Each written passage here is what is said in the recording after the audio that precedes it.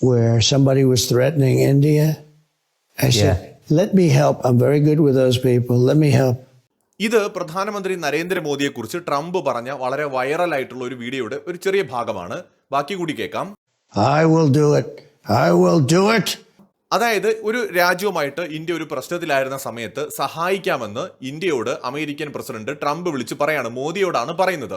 അതായത് ഞാൻ അവരുമായിട്ട് നല്ല ടേംസിലാണ്, ഞാൻ വേണമെങ്കിൽ ഇടപെടാം എന്നായിരുന്നു ട്രംപ് പറഞ്ഞത്. അതിന് നരേന്ദ്രമോദി പറഞ്ഞ മറുപടിയാണ്. കുറച്ചുകൂടിയുണ്ട്, അതുകൂടി കേൾക്കാം. Then I will do anything necessary. We've defeated them for hundreds of years. Wow.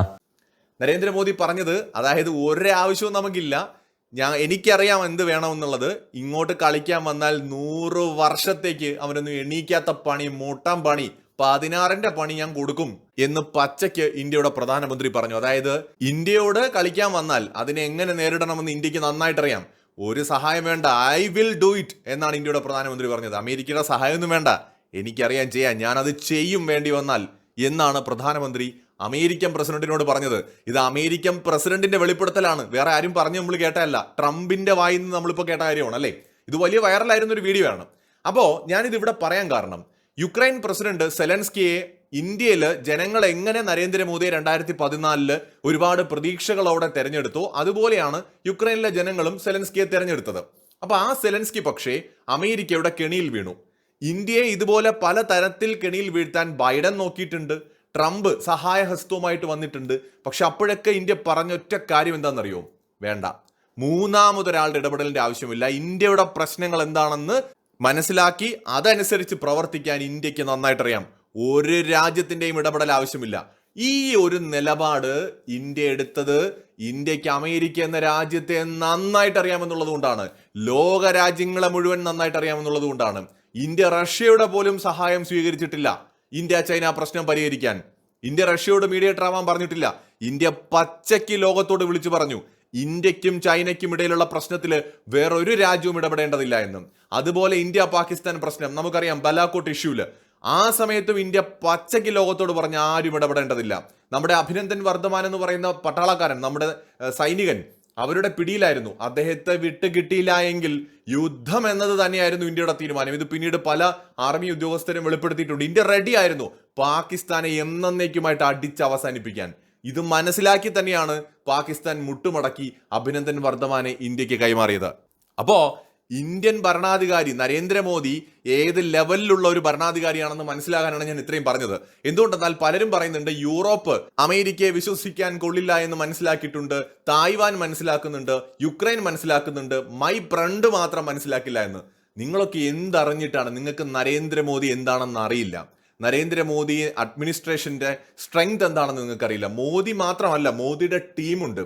ഈ നരേന്ദ്രമോദി ഡെവലപ്പ് ചെയ്തെടുത്തിരിക്കുന്ന ടീം എന്ന് പറയുന്നത് ഇന്ന് ലോകത്ത് ഏതൊരു രാജ്യത്തിനും കിട്ടാവുന്ന ഏറ്റവും വലിയൊരു ഭാഗ്യമാണ്. എന്ന് വെച്ചാൽ വളരെ എഫിഷ്യന്റ് ആയിട്ടുള്ള, ബ്രില്യൻ്റ് ആയിട്ടുള്ള ഉദ്യോഗസ്ഥര്, അതിനകത്ത് ഡിപ്ലോമാറ്റ്സ് ഉണ്ട്, അതുപോലെ തന്നെ മിനിസ്റ്റേഴ്സ് ഉണ്ട്, വളരെ എഫിഷ്യന്റ് ആയിട്ടുള്ള ആൾക്കാർ. അതിപ്പോ നമ്മുടെ ഫോറിൻ മിനിസ്റ്റർ ആയിക്കോട്ടെ, നമ്മുടെ ഡിഫൻസ് മിനിസ്റ്റർ ആയിക്കോട്ടെ, നമ്മുടെ ദേശീയ സുരക്ഷാ ഉപദേഷ്ടാവ് ആയിക്കോട്ടെ, അതായത് അജിത് ഡോവല്, എസ് ജയശങ്കർ, രാജ്നാഥ് സിംഗ്, അമിത്ഷാ, അതുപോലെ അശ്വിനി വൈഷ്ണവ്, പീയൂഷ് ഗോയൽ, പറയാനാണെങ്കിൽ ഒരുപാടുണ്ട്. എല്ലാം വളരെ എഫിഷ്യന്റ് ആയിട്ടുള്ള ആൾക്കാരാണ്, വെൽ എഡ്യൂക്കേറ്റഡ് ആയിട്ടുള്ള ആൾക്കാരാണ്. സോ അവർക്കറിയാം ഇവിടെ ഇരുന്നും കൊണ്ട് നമ്മൾ പറയുന്നതിനേക്കാളും നന്നായിട്ട് ഇന്ത്യ ഭരിക്കുന്ന പാർട്ടിക്കും ഗവൺമെന്റിനും നന്നായിട്ട് അറിയാം ലോകത്ത് നടക്കുന്ന കാര്യങ്ങളെ കുറിച്ച്. ഇത് ഇപ്പതാ അങ്ങനെ ഒരു സംഭവം വന്നപ്പോഴാണല്ലോ ലോകം ഇത് ചർച്ച ചെയ്യുന്നത്. അമേരിക്ക എന്താണെന്നുള്ളത് ഈവൻ നരേന്ദ്രമോദി സർക്കാരിന് മാത്രമല്ലെന്നേ, അതിന് മുമ്പ് ഭരിച്ച ഗവൺമെന്റുകൾക്കും അറിയാം. അതുകൊണ്ടാണ് ഇപ്പൊ കോൺഗ്രസ് സർക്കാർ ആണെങ്കിൽ പോലും അവർ കൂടുതലും റഷ്യയെ ഡിപ്പെൻഡ് ചെയ്തതിന്റെ ഒരു പ്രധാന കാരണം US ഒട്ടും ട്രസ്റ്റ് ചെയ്യാൻ പറ്റാത്ത രാജ്യമാണ് എന്ന് അവർക്കും അറിയാമെന്നുള്ളത് കൊണ്ടാണ്. ഇത് വളരെ സത്യസന്ധമായിട്ടുള്ള കാര്യമാണ്. കോൺഗ്രസിനോട് പല എതിർപ്പും നമുക്ക് പല കാര്യങ്ങളിലും ഉണ്ടാകാം, അവരുടെ പോളിസികളോടും ഉണ്ടാകാം. പക്ഷെ അപ്പോഴും US-നെ അവർ പൂർണ്ണമായും വിശ്വസിച്ചിട്ടില്ല എന്നുള്ളത് കോൺഗ്രസിന്റെ ഏറ്റവും വലിയൊരു പ്ലസ് പോയിന്റ് ആയിട്ടാണ് ഞാൻ കാണുന്നത്. അല്ലായിരുന്നെങ്കിൽ ഇന്ത്യയിലും ഇപ്പോൾ പാകിസ്ഥാനിൽ കട്ടപ്പുറത്ത് കിടക്കുന്നത് പോലെ കുറെ F-16 കിടന്നേനെ, അല്ലെങ്കിൽ കുറെ അമേരിക്കൻ ആയുധങ്ങൾ ഇവിടെ കട്ടപ്പുറത്ത് കടന്നേനെ. നമ്മൾ ഒട്ടും ഒന്നും അല്ലാതായി തീർന്നേനെ. US ഇല്ലെങ്കിൽ നമുക്കൊരു നിലനിൽപ്പില്ല എന്ന അവസ്ഥയിലേക്ക് നമ്മൾ പോയനെ. അങ്ങനെ നമ്മൾ പോകാത്തതിന്റെ ഒരു കാരണം നമ്മുടെ ഇവിടെ ഭരിച്ച കോൺഗ്രസും കൂടിയാണ്. കോൺഗ്രസിന്റെ ഒരുപാട് വീഴ്ചകളെ കുറിച്ച് നമ്മൾ പറഞ്ഞിട്ടുണ്ട്, പോരായ്മകളെ കുറിച്ച് പറഞ്ഞിട്ടുണ്ട്. പക്ഷെ ഈ കാര്യത്തിൽ US-നെ അവരൊരിക്കലും കണ്ണടച്ച് അവരും വിശ്വസിച്ചിട്ടില്ല. ഒരു പക്ഷേ കുറെ കാലം കൂടി മൻമോഹൻ സിംഗിന്റെ കണ്ടിന്യൂഷൻ ആ ഒരു ഗവൺമെന്റ് നിലനിന്നിരുന്നെങ്കിൽ, അതായത് ഇപ്പം UPA ഗവൺമെന്റ് 3, 4, 5 എന്നൊക്കെ പറഞ്ഞ് വന്നിരുന്നെങ്കിൽ ചിലപ്പോൾ വീണ് പോയേനെ ഒരു ഘട്ടത്തിൽ. എന്തായാലും 2014 മോദി വരുന്നത് വരെ അമേരിക്കയുടെ കെണിയിൽ പെടാതെ നിൽക്കാനായിട്ട് അവർക്ക് കഴിഞ്ഞു. നരേന്ദ്രമോദി വന്നതിന് ശേഷം അമേരിക്കയുടെ കെണിയിൽ വീണോ നമ്മൾ? വീണില്ലെന്ന് മാത്രമല്ല, അമേരിക്കയെ പോലും നമ്മൾ നമ്മുടെ ആവശ്യത്തിന് ഉപയോഗിച്ചിട്ടുണ്ട്. ഇപ്പൊ തന്നെ US F-35 നമുക്ക് ഓഫർ ചെയ്തു. അങ്ങനെ അമേരിക്കയുടെ കെണിയിൽ വീഴുമായിരുന്നെങ്കിൽ നമ്മൾ ചാടി ഇറങ്ങി അങ്ങ് വീണേനെ, അതിക്കറി അങ്ങ് പിടിച്ചേനെ, അത് മതിയെന്നങ്ങ് വിചാരിച്ചേനെ. പക്ഷെ ഇന്ത്യ ഗവൺമെന്റ് സ്വയം പര്യാപ്തത നേടുക എന്നതിന് വേണ്ടിയാണ് പ്രയോറിറ്റി. നമ്മുടെ പ്രയോറിറ്റി അതാണ്. ചിലപ്പോൾ നമ്മൾ അമേരിക്കൻ യുദ്ധവിമാനങ്ങൾ വാങ്ങിയേക്കാം, വാങ്ങില്ലായിരിക്കാം, എന്തായാലും അത് പിന്നത്തെ കാര്യം. പക്ഷെ ഇന്ത്യ എന്ത് ചെയ്യുമ്പോഴും നമ്മുടെ ഫ്യൂച്ചറിനെ കുറിച്ച് ചിന്തിച്ചിട്ടേ ചെയ്യുള്ളൂ. ഇപ്പൊ യുക്രൈൻ എന്ന് പറയുന്ന രാജ്യത്തിന് ഇങ്ങനെ ഒരു അവസ്ഥ വന്നു എന്ന് എല്ലാവരും പറയുന്നുണ്ടല്ലോ, അമേരിക്ക വിശ്വസിച്ചത് കൊണ്ടാണ് ഇങ്ങനെ പറ്റിയത് എന്നും. അങ്ങനെ ഒരു അവസ്ഥ ഇന്ത്യക്ക് വരില്ല. അതാണ് ട്രംപിന്റെ സ്റ്റേറ്റ്മെന്റ് ഞാൻ അതിനകത്ത് വെച്ചത്. ട്രംപ് പറഞ്ഞു, ഞാൻ പാകിസ്ഥാൻ വിഷയത്തിൽ സഹായിക്കാം, ഞാൻ ചൈനയുമായിട്ട് ബന്ധപ്പെട്ട വിഷയത്തിൽ സഹായിക്കാം, ഇടപെടണോ എന്ന് ചോദിച്ചു വന്നപ്പോൾ വേണ്ട, വലിയ ഉപകാരം എന്ന് പറഞ്ഞ് മാറ്റിവിട്ട ഒരു ചരിത്രമാണ് ഇന്ത്യക്ക്. കാരണം ഇവര് വന്ന് ഇടപെട്ടാലാണ് ഇത് പ്രശ്നമാവുന്നത്. ഇപ്പൊ യുക്രൈൻ റഷ്യ വിഷയം യുക്രൈനും റഷ്യയും തമ്മിൽ സംസാരിച്ച് തീർത്തിരുന്നെങ്കിൽ ഒരു കുഴപ്പമുണ്ടാവില്ലായിരുന്നു.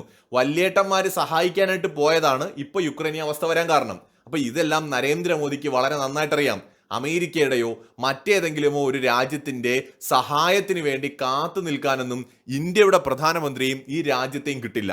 ഇന്ത്യ ഒന്നല്ലെങ്കിൽ മറ്റൊരു വഴിയിലൂടെ നമുക്ക് വേണ്ടത് നേടും. അതിന്റെ ഏറ്റവും വലിയ ഉദാഹരണമാണ് ഫ്രാൻസുമായിട്ടുള്ള നമ്മുടെ പുതിയ ഡീലുകൾ. നമ്മൾ ഡിഫൻസ് കാര്യങ്ങൾക്ക് ഏറ്റവും അധികം ഡിപ്പെൻഡ് ചെയ്തത് റഷ്യയാണ്.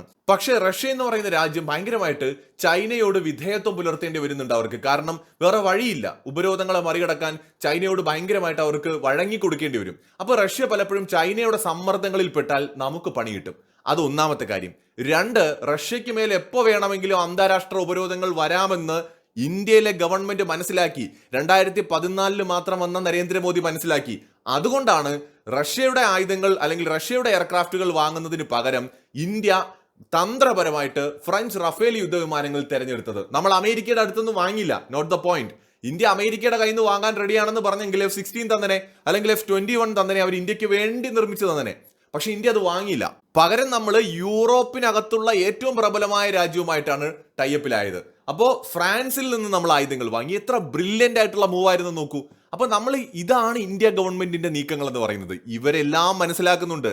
ഓടുന്ന പട്ടിക്ക് ഒരു മുഴം മുമ്പേ എന്ന് പറയുന്ന പോലെ വരാൻ പോകുന്ന കാര്യങ്ങളെ മുൻകൂട്ടി കണ്ട് അത് എങ്ങനെ ഇന്ത്യക്ക് അനുകൂലമാക്കി എടുക്കാം എന്നതിന് പ്രത്യേക റിസർച്ച് നടത്തുന്ന ഒരു ഗവൺമെന്റാണ് മോദി ഗവൺമെന്റ്.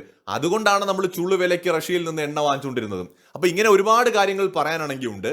എന്തായാലും നരേന്ദ്രമോദി ഒരു സെലൻസ്കി അല്ല.